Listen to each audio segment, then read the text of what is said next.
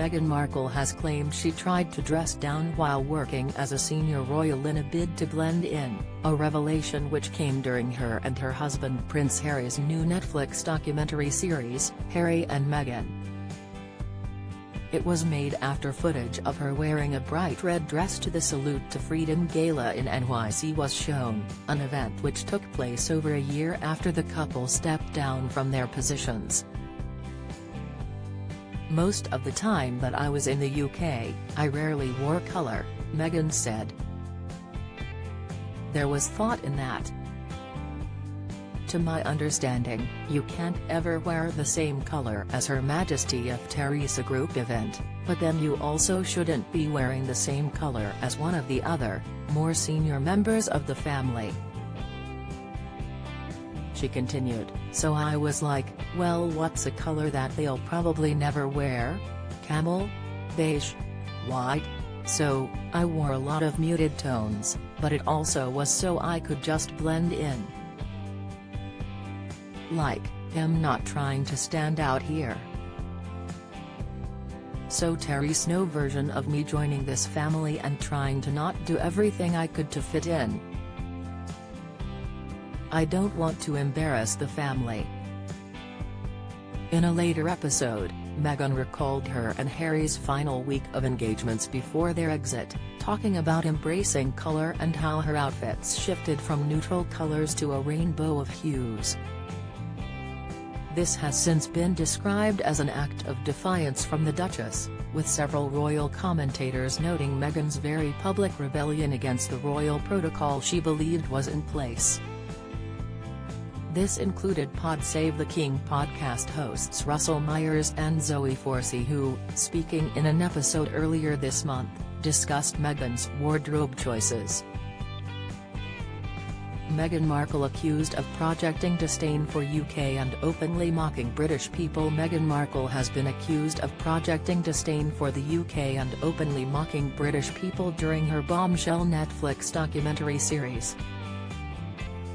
During one of the earlier episodes, Meghan joked about having to curtsy to the late Queen after Prince Harry recounted the conversation he had with his wife when he first introduced her to Her Majesty.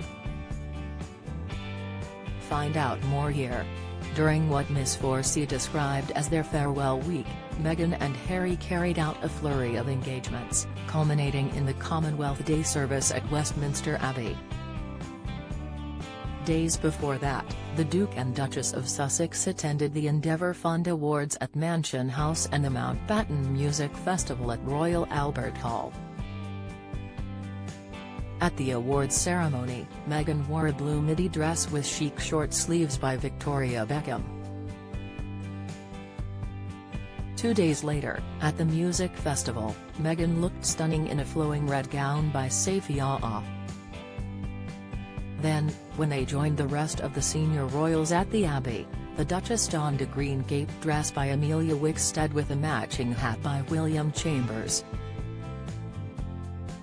"If you think the protocol is that you're not allowed to wear bright colours and then on your last week back, you wear beautiful colours," said Ms. Forsey. "Maybe I'm overselling it here, but I've described it as an act of defiance."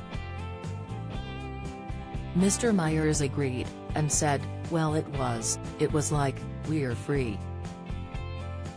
I can do what I want.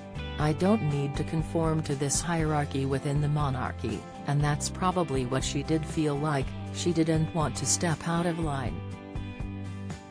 "I think a lot of people will again have sympathy for talking about that." The Daily Mirror's royal editor went on to discuss Meghan's allegation that she had no help with learning the royal ropes.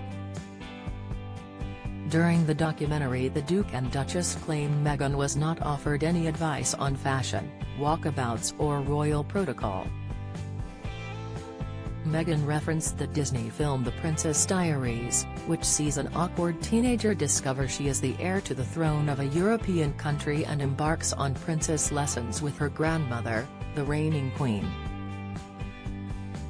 Unlike the film, the Duchess claims she was left to figure out how to adapt to royal life on her own. She said, "Joining this family, I knew that there was a protocol for how things were done, and, do you remember that old movie, The Princess Diaries with Anne Hathaway? There's no class and some person who goes, sit like this, cross your legs like this, use this fork, don't do this, curtsy then, wear this kind of hat, doesn't happen. I never saw pictures or videos of a walkabout. I was, like, what's a walkabout? Prince Harry added he could talk her through as much as I knew, but the piece I really didn't know about was the style, how a woman needed to dress. He said the lack of support was ridiculous. However, it has since been claimed that Meghan did in fact have help when it came to learning about her new role, with reports revealing that 6 months before Harry and Meghan's wedding in May 2018, the prince's then private secretary, Elaine Fox, known affectionately as Elf, gave Meghan a 30-point dossier filled with information and contacts for the role she was taking on.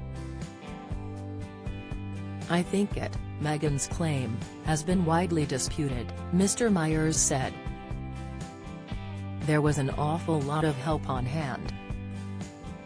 I don't know why she was considering the fact that she only could wear camel colors and muted tone. It's hardly the biggest bombshell in this whole thing, but they're trying to paint the picture of her being really downtrodden and nervous. Meghan and Harry's docu-series came to an explosive end earlier this month, ahead of the royal family's Christmas celebrations at Sandringham.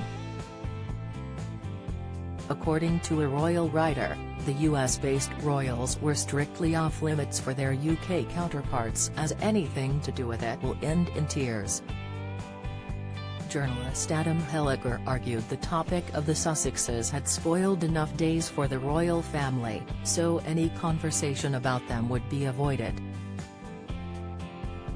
Mr. Helliker told The Sun last week, I think if it's one guarantee you can make, it's that the subject, which will not be raised, is anything to do with Harry and Meghan or Netflix. It's spoiled enough of their days so far, especially Charles and Camilla's early days as new king and queen. It's almost a nuclear radioactive subject. Anything to do with it is going to end in tears really. The royal family gathered together at the Norfolk estate and put on a united front as they attended the traditional service on Christmas morning. They are continuing to ignore the claims made by the Sussexes. Now, they are reportedly awaiting what is expected to be the next round of bombshells. Harry's long-anticipated memoir is set to be published in January 10. Many have predicted that Spare, the title of the book, will reveal details about the Duke's life within the palace walls, opening up about his mother's death, mental health and experiences as the spare heir. Ahead of the publication, Harry will sit down for several TV interviews as part of a media blitz to promote the book.